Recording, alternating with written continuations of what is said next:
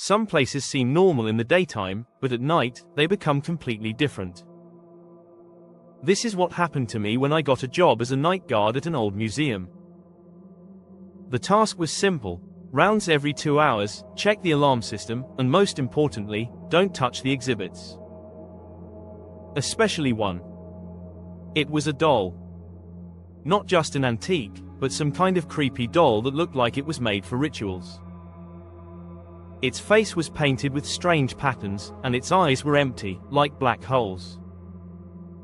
It was kept behind glass in a separate display case, far from the other exhibits, and I was always told that no one, ever, could touch it. The first few nights were routine. Silence, darkness, the sound of my footsteps echoing through the empty halls. But over time, I started to feel like someone was watching me.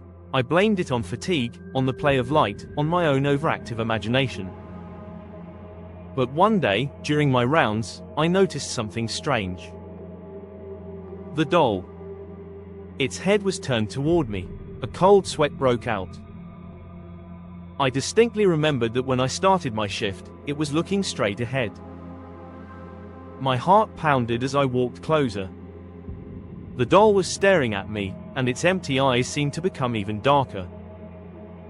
I quickly fixed it, turning its head back to its original position, and moved on, trying to convince myself that I had imagined it. The next night, it happened again. And the night after. And again. I started to feel like the doll was playing with me. Each time it turned its head, it was in a different way. Sometimes a little to the side, sometimes tilted, sometimes looking up. It was a terrifying, silent game.